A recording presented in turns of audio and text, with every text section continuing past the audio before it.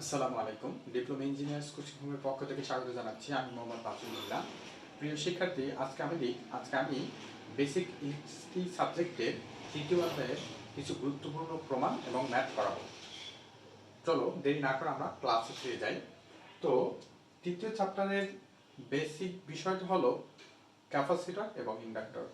আজকে আমি ক্যাপাসিটরের কিছু প্রমাণ এবং ক্যাপাসিটরের কিছু ম্যাথ করাবো, যেগুলো পরীক্ষা আসার সম্ভাবনা 99%।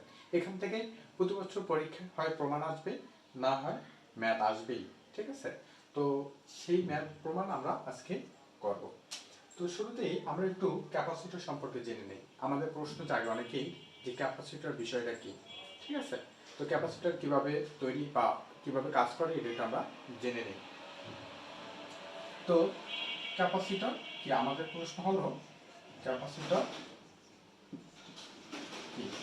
তো ক্যাপাসিটর হলো দুটি সমান্তরাল পরিবাহী একটি অপরিবাহী পদার্থ দ্বারা আলাদা করে রাখার পর সেই অবস্থায় যদি সে বৈদ্যুতিক চার্জ সঞ্চয় করে রাখার ক্ষমতা অর্জন করে, তখন তাকে ক্যাপাসিটর বলে। বিষয়টা ক্লিয়ার হয় নাই। হচ্ছে দুটি সমান্তরাল পরিবাহী একটি অপরিবাহী পদার্থ দ্বারা আইসোলেট করে রাখা অবস্থায় সে যদি বৈদ্যুতিক চার্জ সঞ্চয় করে রাখার সামর্থ্য অর্জন করে, তখন তাকে ক্যাপাসিটর বলে। আসো আমরা একটু দেখে নিই। তো বলছে কি, দুটি সমান্তরাল পরিবাহী বা দুটি সমান্তরাল ইলেকট্রোড। ঠিক আছে, দুটি সমান্তরাল পরিবাহী কি বলছে, আমাদের অপরিবাহী পদার্থ দ্বারা কি করব, পৃথক করে রাখবো। এই অবস্থা একে যদি আমি সোর্সের সাথে, বৈদ্যুতিক সোর্সের সাথে সংযুক্ত করি, তখন সে যদি এই বৈদ্যুতিক চার্জ সঞ্চয় করে রাখে, তখন তাকে কি বলা হয়, ক্যাপাসিটর বলে। বুঝতে পারছো? এখন এই যে আমাদের দুইটা সমান্তরাল পরিবাহী, এই পরিবাহী দুটিকে বলা হয় ইলেকট্রোড। ঠিক আছে, আর মাঝখানে যে অপরিবাহী পদার্থ তাকে বলা হয় ডাইইলেকট্রিক। ঠিক আছে, তো এই ডাইইলেকট্রিক এবং এই দুটি পরিবাহী দণ্ড এই সংযুক্ত করা অবস্থায় যদি সে বৈদ্যুতিক চার্জ সঞ্চয় করে রাখে, তাকে ক্যাপাসিটর বলে। আমি বারবার রিপিট করতেছি যাতে তোমাদের ক্যাপাসিটরের বিষয়টা কনসেপ্ট ক্লিয়ার হয়ে যায়। ঠিক আছে, আচ্ছা, এরপরে যে জিনিসটা আসো, যে ক্যাপাসিটরে চার্জ সঞ্চয় করে রাখার যে বৈশিষ্ট্য এবং ধর্ম তাকে বলা হয় ক্যাপাসিট্যান্স। ঠিক আছে, ক্যাপাসিটরের চার্জ সঞ্চয় করে রাখার, অর্থাৎ বৈদ্যুতিক চার্জ সঞ্চয় করে রাখার যে বৈশিষ্ট্য এবং ধর্ম তাকে কি বলা হয়, ক্যাপাসিট্যান্স বলে। তো এই ক্যাপাসিট্যান্সকে আমরা কি দ্বারা প্রকাশ করি, সি দ্বারা প্রকাশ করা হয়। ঠিক আছে, তো এরপরে আমাদের ক্যাপাসিটরের কিছু প্রমাণ আছে। করার আগে আমাদের কি একটা বিষয় জানতে হবে, অর্থাৎ এই যে আমাদের দুটি ইলেকট্রোড এর মধ্যবর্তী যে পটেনশিয়াল একটা পার্থক্য তৈরি হবে, অর্থাৎ দুইটি দণ্ডে কি করবে, আমরা বৈদ্যুতিক চার্জ সঞ্চয় করে রাখবে। এই দুটি দণ্ডের ভিতরে পটেনশিয়াল পার্থক্য, অর্থাৎ ভোল্টেজের একটা ব্যবধান থাকবে। ঠিক আছে, এই ভোল্টেজের পার্থক্য আর এখানে যে সঞ্চিত চার্জ কিউ আর এই ভোল্টেজের পার্থক্যের সাথে কি হবে, তারা পরস্পর কি সমানুপাতিক। ঠিক আছে, দেখো বলছে কি, একটি ক্যাপাসিটর আমি লিখে দিচ্ছি যে একটি ক্যাপাসিটরের সজ্জিত চার্জ কি বলছে, সজ্জিত চার্জ, একটি ক্যাপাসিটরের সজ্জিত চার্জ বলছে ইলেকট্রোড দ্বয়ের মধ্যবর্তী পটেনশিয়াল পার্থক্য বা ভোল্টেজের সমান। তার মানে কি, চার্জ ইলেকট্রোড দ্বয়ের মধ্যবর্তী পটেনশিয়াল পার্থক্য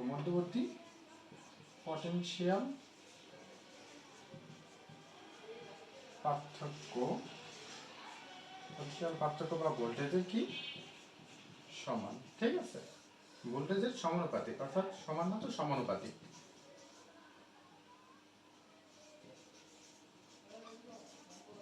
তাহলে কি দাঁড়ায়, যে বলছে ক্যাপাসিটর সজ্জিত চার্জ ইলেকট্রোড দ্বয়ের মধ্যবর্তী পটেনশিয়াল পার্থক্য বা ভোল্টেজের সমানুপাতিক। ঠিক আছে, তার মানে হচ্ছে এই ইলেকট্রোড অর্থাৎ পরিবাহী যে দণ্ড দুটি আছে, এই পরিবাহী দণ্ড দুটির মধ্যে যে পটেনশিয়াল পার্থক্য হবে, তার সাথে এই ইলেকট্রোড যে চার্জ সঞ্চয় করে রাখবে তার সাথে কি সমানুপাতিক। অর্থাৎ তাহলে আমাদের সমীকরণটা কিভাবে দাঁড়ায়, কিউ অর্থাৎ বৈদ্যুতিক চার্জ সমানুপাতিক কি আমাদের ভি, অর্থাৎ এই ভোল্টেজের পার্থক্য বা পটেনশিয়াল পার্থক্যের সাথে সমানুপাতিক। বুঝতে পারছো? তো এখন এটা যদি আমরা একটু সলিউশন করে সামনে আগাই তাহলে কি হয়, কিউ ইকুয়াল টু হচ্ছে সি ইন্টু ভি। এই সি হচ্ছে আমাদের কনস্ট্যান্ট একটি ধ্রুবক, এই সি কে বলা হয় ক্যাপাসিট্যান্স। কি বলে? সি কে কি বলে? ক্যাপাসিট্যান্স। বুঝতে পারছো? এখান থেকে আমাদের এই ফর্মুলাটা আমাদের প্রমাণের ক্ষেত্রে কাজে লাগবে, এই ফর্মুলাটা, ঠিক আছে? এই ফর্মুলাটা আমাদের প্রমাণের ক্ষেত্রে কাজে লাগবে, তোমরা একটু নোট করে রেখো। অর্থাৎ আমরা যেটা পাইলাম সেটা হলো কি, কিউ ইকুয়াল টু হচ্ছে সি ইন্টু ভি, ঠিক আছে? এটা আমরা কয়েকটা ফর্মুলা ভাবে সাজিয়ে নিতে পারি। সি ইকুয়াল টু হচ্ছে কিউ বাই ভি, আবার হচ্ছে ভি ইকুয়াল টু হচ্ছে কি আমাদের কিউ বাই সি। তো এই তিনটা ক্যাটাগরি আমাদের হচ্ছে প্রমাণ করতে লাগবে, ঠিক আছে? তো আমরা হচ্ছে ক্যাপাসিটর যে আমাদের প্রমাণ করার পূর্বে আরও কিছু বিষয় আমাদের জানতে হবে। চলো আমরা জেনে নিই। তো ক্যাপাসিটর হচ্ছে কয়ভাবে সংযোগ করা হয়? দুইভাবে, একটা হচ্ছে সিরিজ সংযোগ আর একটা হচ্ছে কি প্যারালাল সংযোগ, তাই না? তো হচ্ছে আমরা সিরিজ সংযোগ এবং প্যারালাল সংযোগের যে পার্থক্যটা আমাদের আছে সেটা আমরা একটু জেনে নিই, হ্যাঁ? তাহলে আমরা খুব সহজেই আমাদের প্রমাণগুলো করতে পারবো। আচ্ছা, তো সিরিজ সংযোগ আমি একটু লিখি এখানে, সিরিজ সংযোগ অর্থাৎ ক্যাপাসিটর সিরিজ সংযোগ, আর একটা হচ্ছে কি আমাদের প্যারালাল সংযোগ, হ্যাঁ?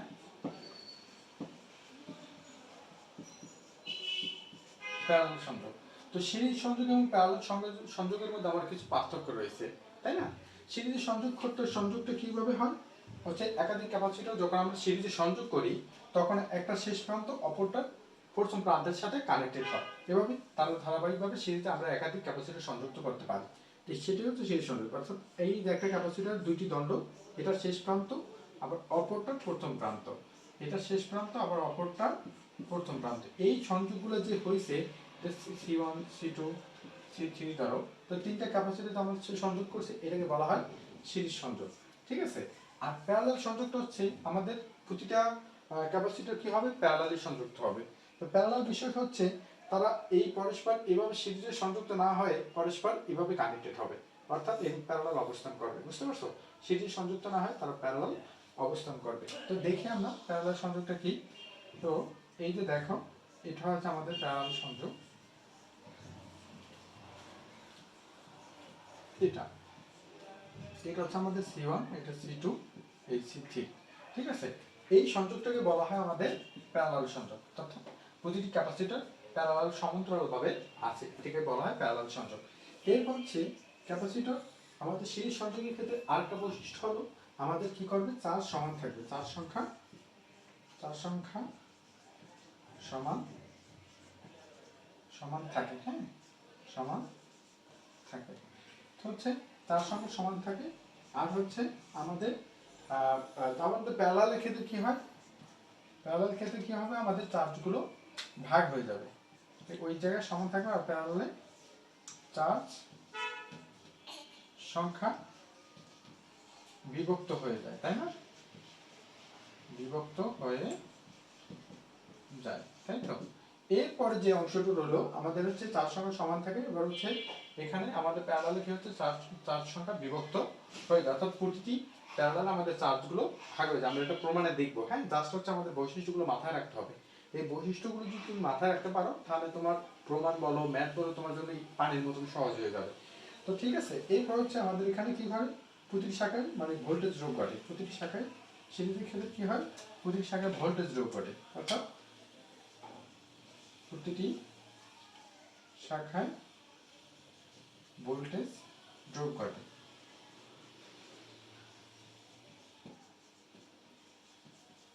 তাই তো? আর এখানে প্যারালাল ক্ষেত্রে কি ঘটে, প্রতিটি শাখায় ভোল্টেজ সমান থাকে।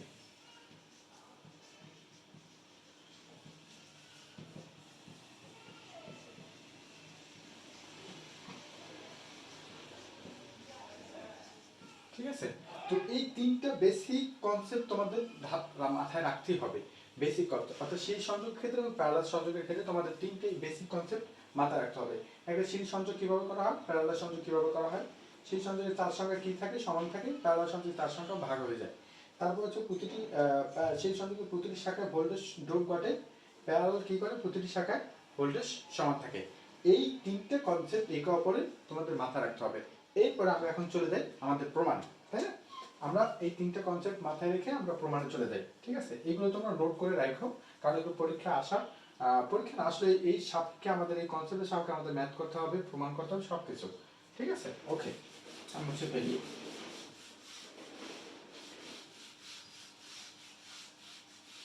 এরপর হচ্ছে আমরা কি করব, যে সিরিজের সংযোগের ক্ষেত্রে প্রমাণ করে দেয়, ঠিক আছে? একটা প্রমাণ আছে আমাদের সিরিজে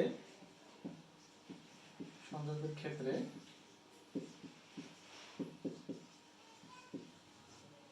প্রমাণ করো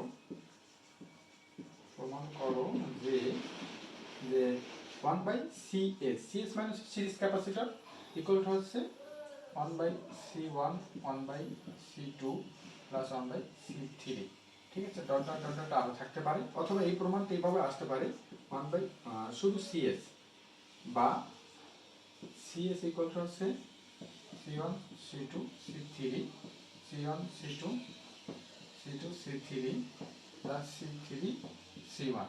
তো এই দুইটা প্রমাণ আমাদের পরীক্ষা আসতে পারে। এটা হয়তো ম্যাক্সিমাম সংক্ষিপ্ততে দেয়, রচনামূলক প্রশ্ন খুব কম আসে, আবার সংক্ষিপ্ততে পাওয়া যায় এই প্রশ্নটা, কারণ রচনামূলক প্রশ্নে ম্যাক্সিমাম ম্যাথ আসার পসিবিলিটি থাকে।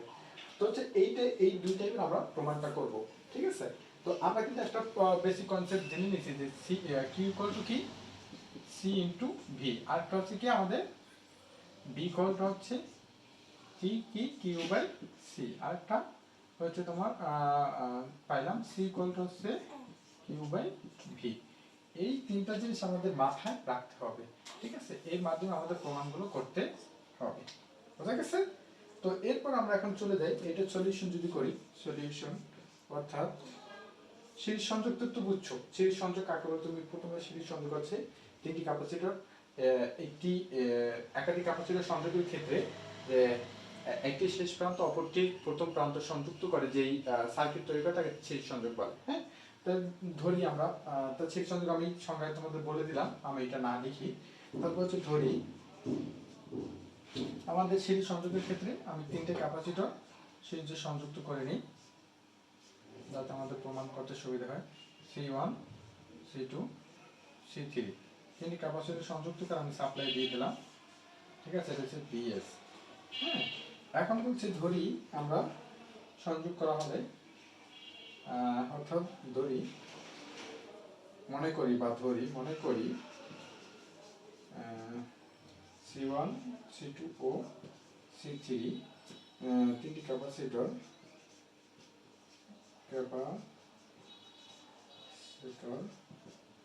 সিরিজে সংযোগ করা হলো, ঠিক আছে? মনে করি C1 C2 C3 তিনটি ক্যাপাসিটর কি করছে, আমরা সিরিজে সংযোগ করছি। তো এখন সিরিজ সংযোগ করলে আমরা জানি কি বলছিলাম, যে পার্থক্য তো বলছি যে প্রতিটি শাখায় কি করবে, ভোল্টেজ যোগ করতে, অর্থাৎ এই যে মোট সাপ্লাই আমরা যে ভোল্টেজটা দিয়েছি সেটা হবে V1 V2 V3, অর্থাৎ এই মোট ভোল্টেজটা এখানে একটু ড্রপ করবে, এখানে ড্রপ করবে, এখানে ড্রপ করবে, অর্থাৎ প্রতিটি শাখায় ভোল্টেজের ড্রপ ঘটে, হ্যাঁ? তো হচ্ছে এরপর যে অংশটা আমরা এখন প্রমাণ চলে যাই। এখন আমরা কি জানি বলতো? আমরা কিন্তু এই যে বি ইকুয়াল টু কি জানি, কিউ বাই সি, তাই না? তাহলে হচ্ছে এখানে মোট ভোল্টেজ দেখো আমরা জানি, এখন আমরা এটা এখান থেকে লিখি তাহলে আমাদের সুবিধা হবে। আমরা এখান থেকে লিখি যে আচ্ছা ঠিক আছে, এখান থেকে আমরা জানি যে কিউ ইকুয়াল টু হচ্ছে কি সি ইন্টু ভি, তাই না? এখন তাহলে আমাদের কি হবে, বি ইকুয়াল টু হচ্ছে কি আমাদের কিউ বাই সি, তাই না? এখন এটা পেয়ে গেলাম, এটা পাওয়ার পরে আমাদের কি হবে দেখো, কিউ বাই সি পাইলাম। এরপর হচ্ছে এখন যদি বিএস লিখি তাহলে কি হবে, কিউ বাই সিএস। আবার যদি আমরা ভি1 লিখি তাহলে কি হবে, কিউ বাই সি1। যদি ভি2 লিখি তাহলে কি হবে, কিউ বাই সি2। যদি V3 লিখি তাহলে কি হবে, কিউ বাই C3। আমাদের কিন্তু তিনটে ক্যাপাসিটর, আমরা তিনটে ভোল্টেজের মানগুলো কিন্তু পেয়ে গেছি। একটা ভোল্টেজ যেটা সাপ্লাই ভোল্টেজ পাইছি Q by CS, B1 equal হচ্ছে Q by C1, B2 equal হচ্ছে কিউ বাই C2, B3 হচ্ছে কিউ বাই C3। আমরা কিন্তু আমাদের মানগুলো পেয়ে গেছি। এখন যে বিষয়টা হলো যে এই মানগুলো বের করার উদ্দেশ্য কি বা কারণ কি? দেখো আমাদের কিন্তু এই যে সাপ্লাই ভোল্টেজ থেকে যে চার্জটা আসবে কিউ, সেটা কিন্তু প্রতিটি শাখা সমান। আমরা কিন্তু বৈশিষ্ট্য জানছি যে চার্জ সংখ্যা সমান থাকে, সিরিজে কি থাকবে, চার্জ সংখ্যা সমান থাকবে, কিন্তু ভাগ হয়ে যায় কি ভোল্টেজ। তার মানে এখন হচ্ছে কি যে সিরিজ সার্কিটে আমরা লিখতে পারি যে সিরিজ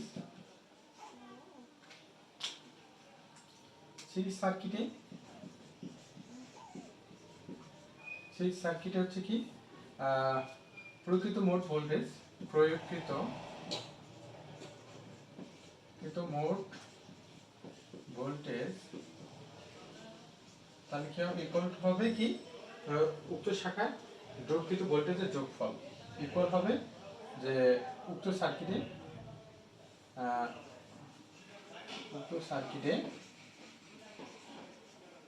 যোগকৃত মোট ভোল্টেজের যোগফল, যোগকৃত কি ভোল্টেজের আমাদের যোগফল।